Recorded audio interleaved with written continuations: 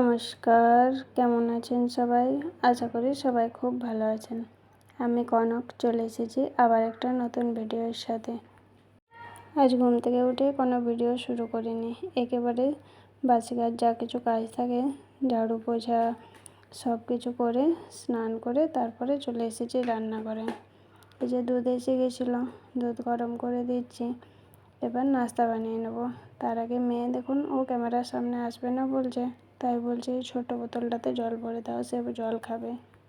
আর আমি একদিকে দুধ গরম বসিয়ে দিয়েছি, আর কিছু নাস্তা করব, তার জন্য সবজিও কেটে নিয়েছি। তার আগে ভাবছি ভাতও বসিয়ে দেব, কারণ এখন তো মেয়ের ছুটি চলছে, তাই ঘুম থেকে উঠতে লেট হয়, সব কাজে প্রায় লেট করেই হয়। দুধ গরম করে আর একদিকে ভাত বসিয়ে দিয়েছি, আর একদিকে নাস্তাও বানিয়ে নিচ্ছি।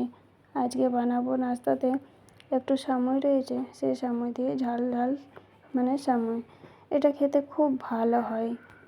কিছু সবজি দিয়ে সামুইটাকেও ভেজে নিয়ে একটু জল দিয়ে দিয়েছি। আর এই যখন থেকে এটা আমি আমার মেয়ের জন্য বানিয়ে দিই টিফিনে, ও তখন থেকে ম্যাগি খাওয়া প্রায় ছেড়েই দিয়েছে। আর একটু সেদ্ধ হয়ে যাওয়ার পর একটু ম্যাগি মশলা দিয়ে দিলাম, যাতে টেস্টটা একটু ভালো হয়, না দিলেও ভালোই লাগে, খারাপ লাগে না। তারপরে দেখুন জলটা শুকিয়ে গেছে। এটা একটু যদি ঠান্ডা হয়ে যায় তাহলে একদম পুরো ঝরঝরে হয়ে যায়, কিন্তু হাতে তো খুব একটা সময় নেই, এখনই নাস্তা করে নেব, তাই আর দেখুন তবুও অনেকটা শুকিয়ে গেছে। এটা আর একটু ঠান্ডা করে নিলে পুরো একদম শুকনো শুকনো হয়ে যায়।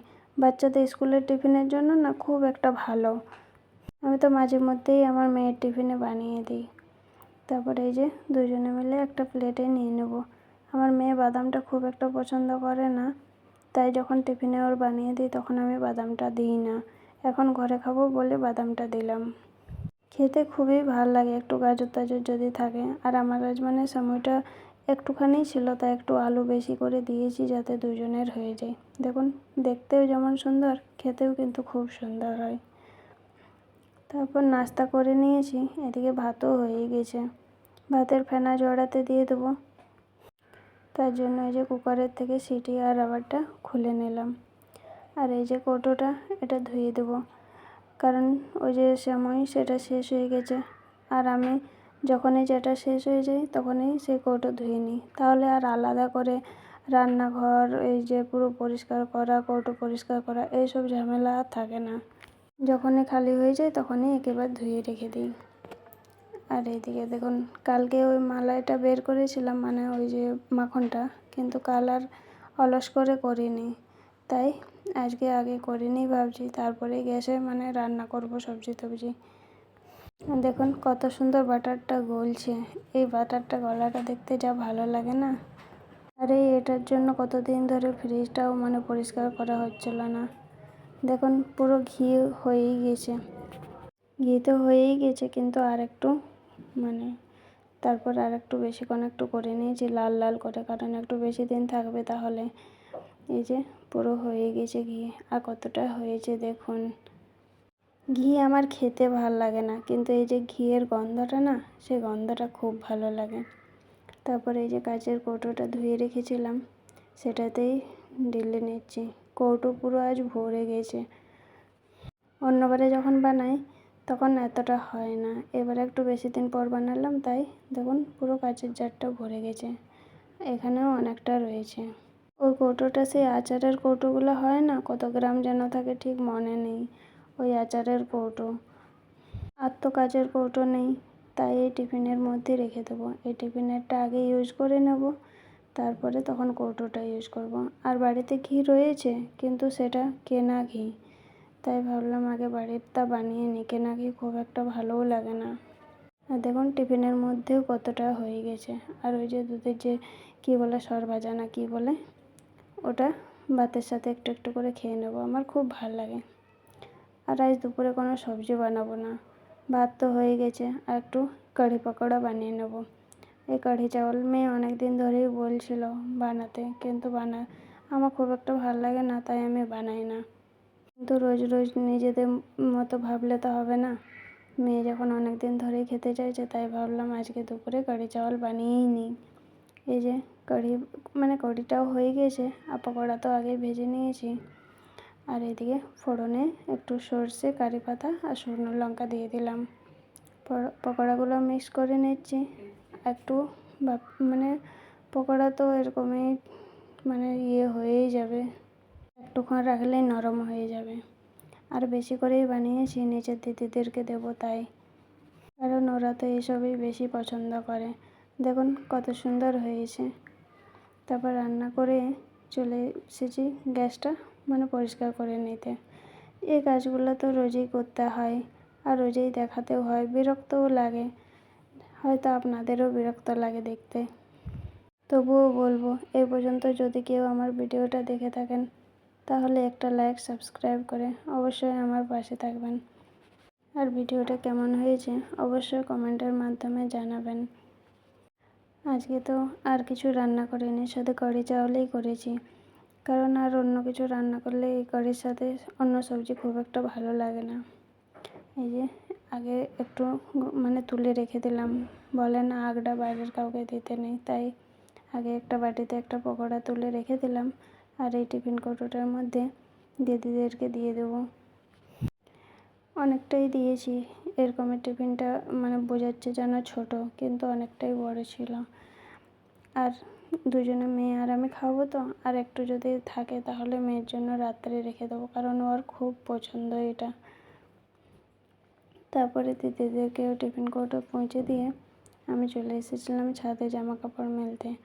সকালবেলা স্নান করেছিলাম, কিন্তু জামা কাপড় ধুয়েছিলাম না, কারণ আমি যখন স্নান করেছিলাম তখন তো মেয়ে ঘুম থেকে উঠেছিল না, তাই ভাবলাম আমার কি একা ধোবো, এই কয়েকটা তো জামা কাপড় হয়, একেবারে মেয়েকে স্নান করাবো তখনই ধোবো। আর এই দুটো বালিশের কভার, একটা আরোর মধ্যে পাতা থাকে আর একটা ফ্রিজের মধ্যে, সেগুলোও আজ কেচে দিলাম। কালকে দেখি সময় পেলে ফ্রিজটাকে পরিষ্কার করে নেব। তারপর আর ভিডিও করিনি, একেবারে খাওয়া দাওয়া করে নিয়ে চলে এসেছি থালা বাসনগুলো ধুয়ে নিতে। এরকমে ঘি বানানোর পর কড়াই ধুতে খুব মুশকিল হয়ে যায়, কিন্তু আজকে ওই কড়াইয়ের মধ্যে কারি বানিয়েছিলাম তো, তাই ওই দইয়ের যে টকটা হয় সেই টকটার জন্য না কেন জানি না কড়াইটা মাজতে খুব একটা কষ্ট হয় না, আর খুব সুন্দর পরিষ্কারও হয়ে গেছে। কারণ এরকমও তো টক নিবু টিবু দিলে একটু পরিষ্কার হয়, আর ওই যে দইটা অতক্ষণ ধরে ফুটেছে তো কড়াইয়ের মধ্যে, তাই ও আপনা আপনি পরিষ্কার হয়ে গেছে। অন্যবারে ঘি বানালে না কড়াই মাজতে খুবই মুশকিল হয়ে যায়। তারপর এই যে আপনারা তো জানেন যে আমি যতবারই থালা বাসন ধুই বেসিনটাও আমি পরিষ্কার করি, কারণ আমি বেসিনটা খুব একটা নোংরা হলে আমার তো ভাল লাগে না। আর এরকমই যখন ওইগুলোতে রান্নার থালা বাসন পরিষ্কার হয় তখন পরিষ্কার রাখাটাই ভালো, তাই না? তারপরে চলে এসেছি ঝাড়ু দিতে। মেয়ে আবার ওর খেলনা নিয়ে বসলো। আমার 3-4 বার ঝাড়ু দেওয়া হয়ে যায় গোটা দিনে, কিন্তু পুরোটা তো আর দেখানো যায় না। তবুও যতবারই ঝাড়ু দিই না কেন পেপারের টুকরো বেরোবেই, কারণ মেয়ে যেহেতু বাড়ি রয়েছে, এত পেপারও কাটে, পেপারের টুকরো বেরোবেই একটু না একটু। ও এখন খেলতে বসে গেছে, আমিও ততক্ষণে ঝাড়ু দিয়ে দিই। রান্নাঘর তো পরিষ্কার করে নিয়েছি, আর দেখুন কত জামা কাপড় এখানে পড়ে রয়েছে। আজ আবার এই জামা কাপড়গুলোকেও সব গুছিয়ে নিতে হবে, দেখতে খারাপ লাগে এরকম এলোমেলো হয়ে থাকলে। এখন তো রোদ্দুর কেমন, আবার সেই বৃষ্টি, আজকেও বৃষ্টি পড়ছে, এমন একদিনও বাদ নেই যে বৃষ্টি পড়ছে না। কখনো রোদ্দুরও দেবে, আবার সকাল বিকাল ধরে বৃষ্টিটাও পড়বে। এই যে মেয়ে তার খেলনা নিয়ে বসেছে, আমিও একটু জামা কাপড়গুলো গুছিয়ে নিচ্ছি। গুছিয়ে নিলে দেখতেও ভালো লাগে, বাইরেটা না একটা দেখতে সে যখন বাইরে রাখা থাকে কেমন যেন নিজেরই লাগে। কিন্তু এখন তো বেশিক্ষণ রোদে দিয়ে শুকায় না, একটু জল ঝরে গেলেই ঘরে দিয়ে দিই, তাই এখানটাই থাকে। তারপরে বিকালে মেয়েরও চুল টুল বেঁধে দিয়েছি, আমিও নিজে ফ্রেশ হয়ে নিয়েছি ভালো করে। আর এই যে মেয়ের যে নোটবুকগুলো রয়েছে সেগুলো মলাট করে নিচ্ছি। আর আমি একদিকে মলাট করছি, মেয়ে একদিক থেকে নেম প্লেট লাগিয়ে সে তার নাম লিখে নিচ্ছে। কারণ হ্যান্ডরাইটিং যেমনই হোক না কেন, বাচ্চাদেরকে একটু কাজ করতে দিলে, তার এইসব কাজগুলো করতে দিলে না ওদেরও ভাল লাগে। চলো একটু আপনাদের সামনের থেকে দেখাই। দেখুন এই যে এগুলো নোটবুকের যে মলাটগুলো, এগুলো না খুব ভালো, ছোটো বাচ্চারা নিজেরাও দিতে পারবে। যেগুলো এক একটা মানে প্যাকেট থাকে, সেই প্যাকেটে 10টা থাকে। আর 2 প্যাকেট নিয়েছিলাম যেহেতু, আর মেয়ের 12টা নোটবুক, তাই একটা প্যাকেটে 8টা বেঁচে গেছে। থাক, পরের বছর দেওয়া হবে। আর দেখুন কত সুন্দর হয়ে গেছে। আমি একটা নেম প্লেট লাগিয়ে দিচ্ছি। আজকের ভিডিও কেমন লেগেছে অবশ্যই কমেন্টের মাধ্যমে জানাবেন। আজ তাহলে আসি, সবাই ভালো থাকবেন, সুস্থ থাকবেন। নমস্কার।